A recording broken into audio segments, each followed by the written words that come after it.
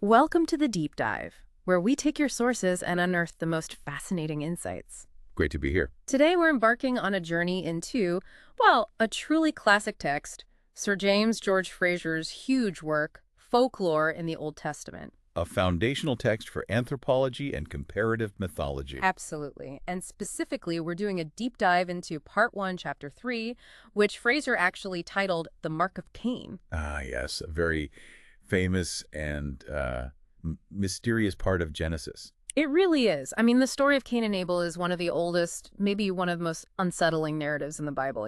Cain murders Abel, he gets cast out. Right, exiled from society. And then God puts this mark on him. But what was it? Why was it put there? What was its actual purpose? And that's where Frazer comes in, isn't it? Yeah. He looks at ancient customs, beliefs from all over the globe. Exactly, to see what they can tell us about the mark's real significance. So that's our mission today.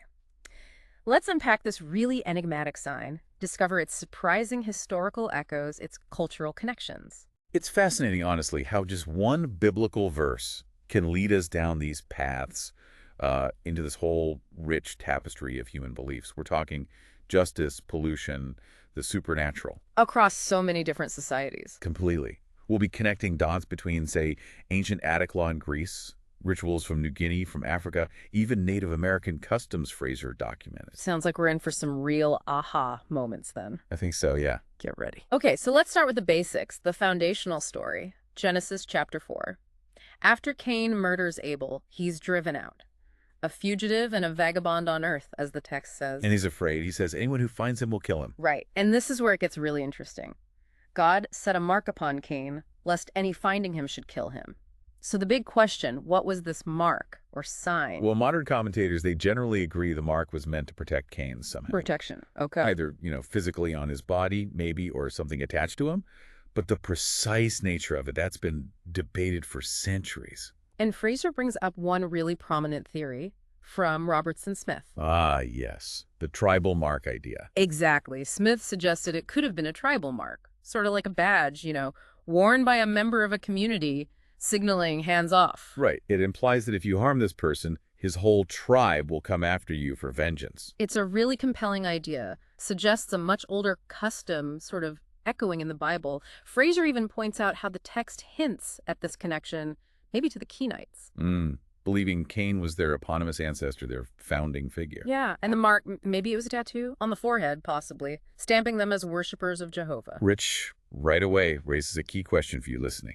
Was this mark just about protecting Cain from people?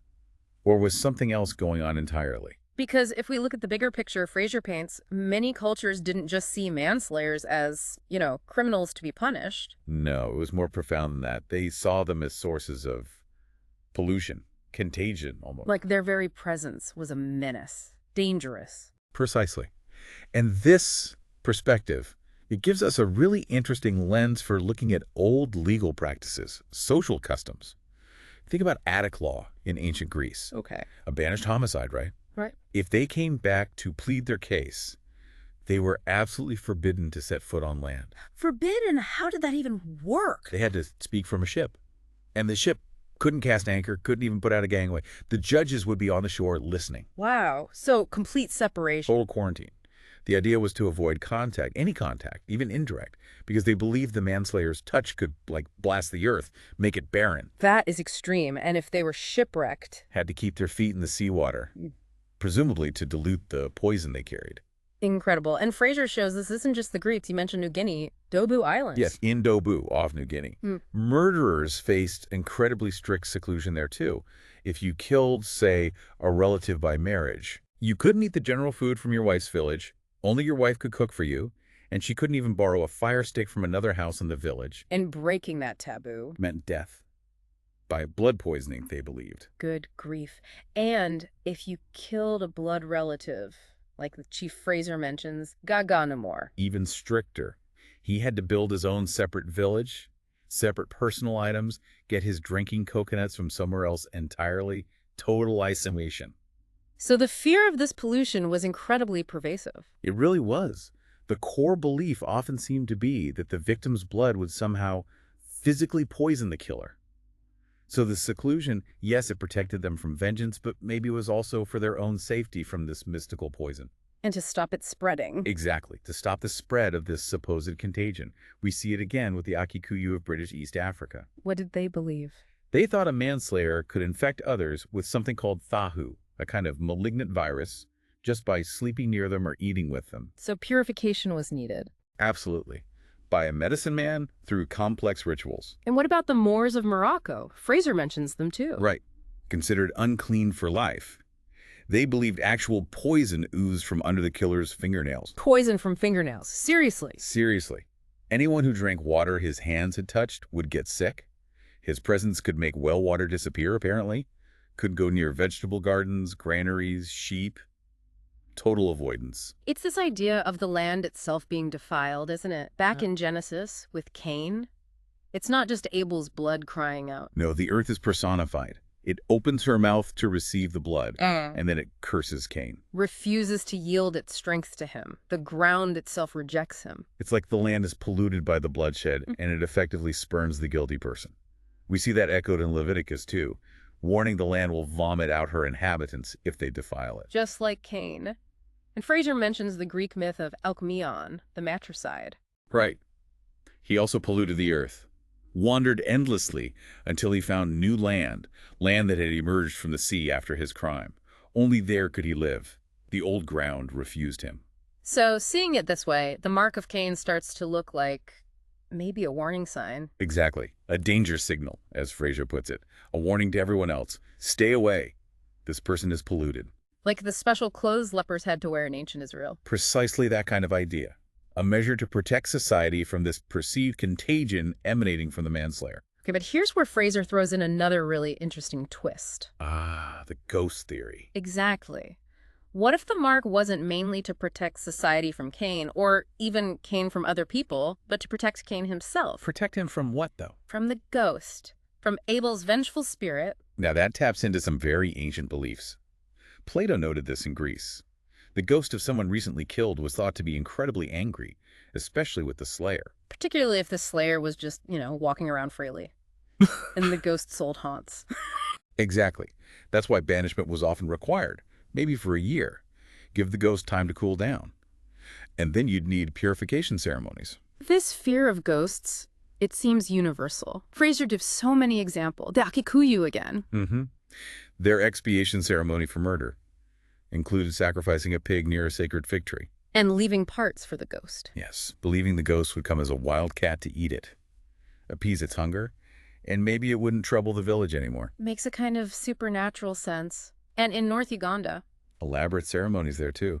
Washing the murderer, feeding him goat meat using sticks, not hands, placing goat skin strips on his neck and wrists. Why the strips? Believed to release the ghost, allowing it to depart for the land of the dead. Otherwise, it would just hover about the murderer. Constantly. That sounds terrifying. What about the Balochi on the Upper Congo? Their approach seems different. It was. They weren't too bothered by ghosts from other towns. But kill someone from your own town?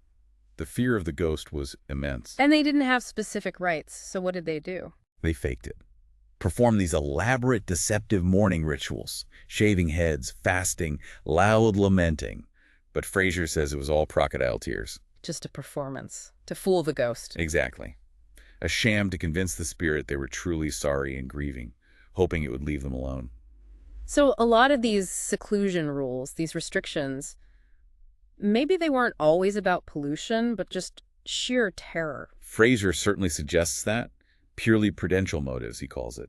Simple dread of a dangerous, angry ghost. And maybe that even explains capital punishment in some cases. Possibly.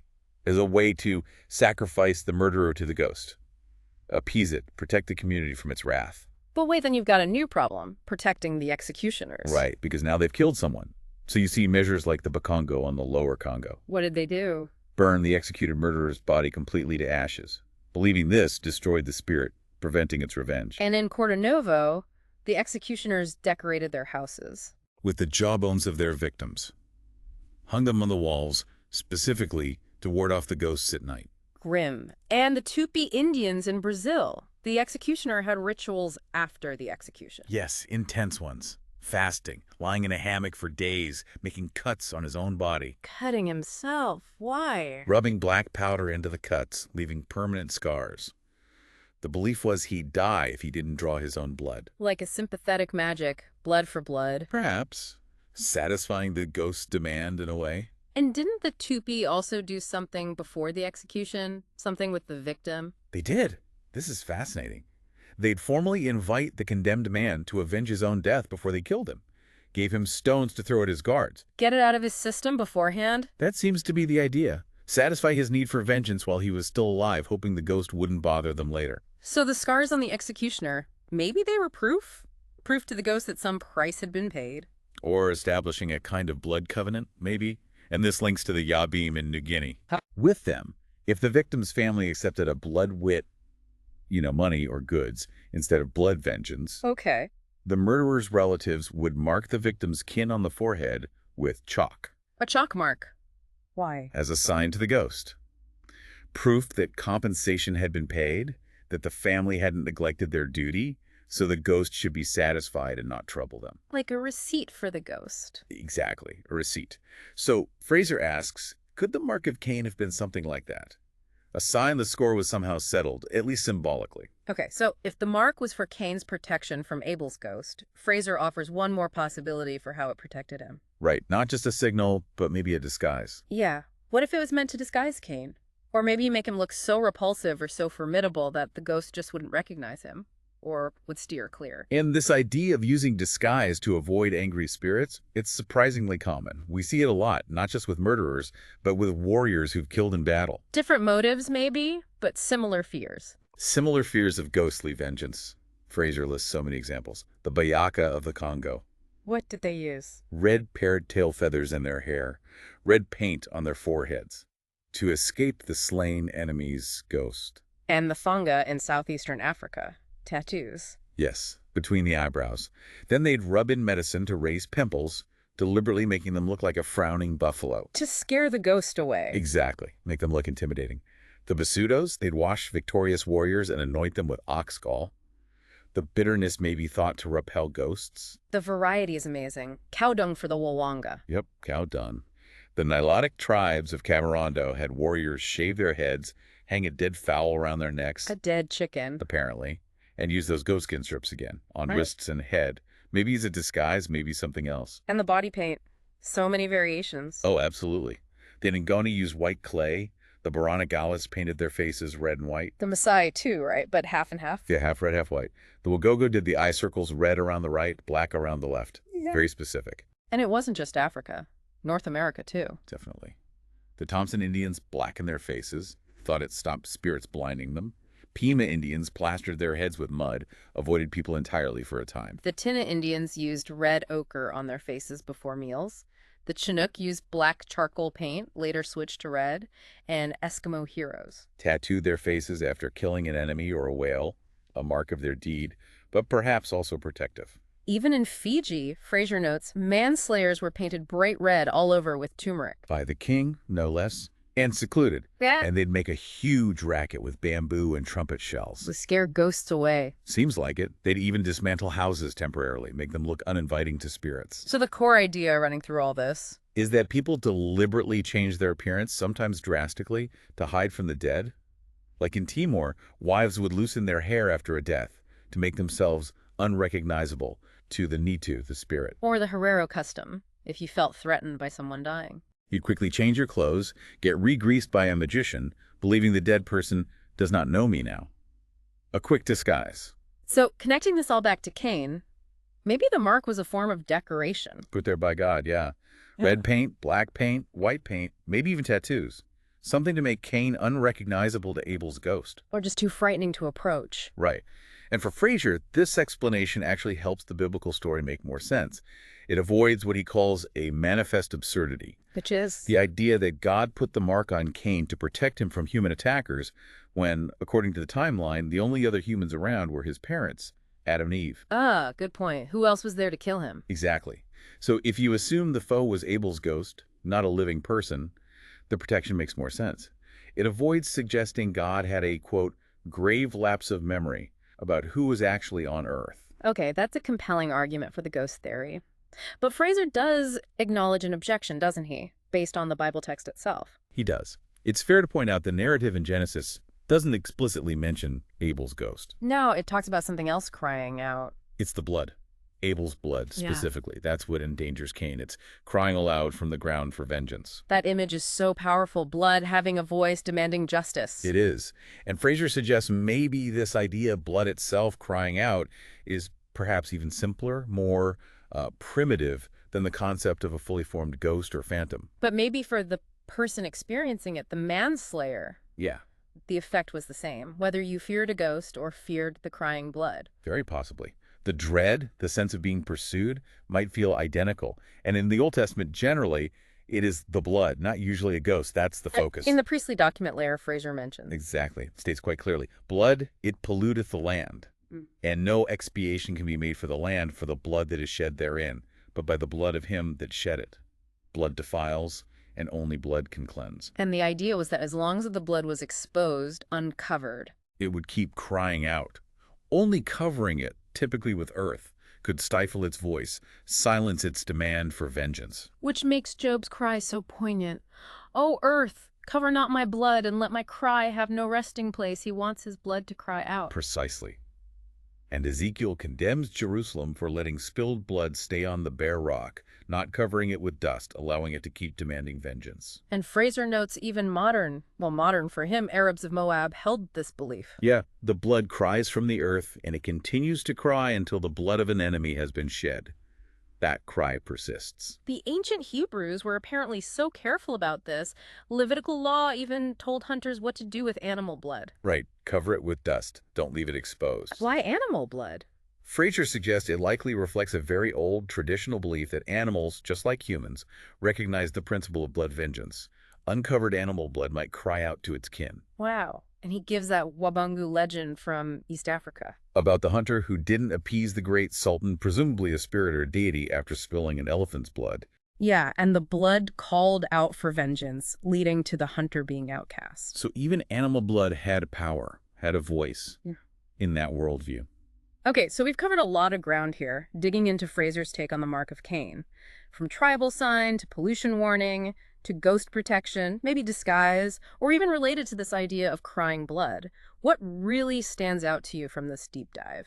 For me, what's truly thought-provoking is Frazer's broader point about the function of these beliefs. All these, quaint fancies, as you might call them, vengeful ghosts, shrieking blood, the earth itself recoiling. Yeah. He argues they likely served a really profound social purpose.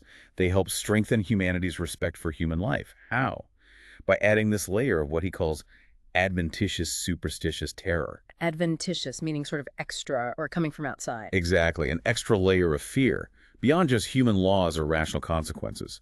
A supernatural dread associated with taking a life. So it's like, even if society is built on things like reason and justice, maybe at certain points in our development, we couldn't have managed without superstition.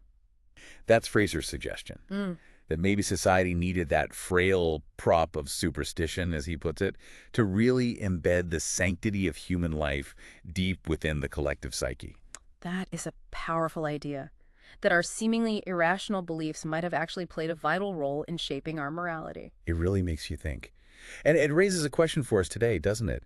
Even if we don't consciously believe in ghosts seeking vengeance or blood crying from the ground anymore, are there still echoes of these ancient fears, these deep-seated superstitious terrors in how we view justice or punishment or the sacredness of life itself? Something for you, our listener, to perhaps ponder.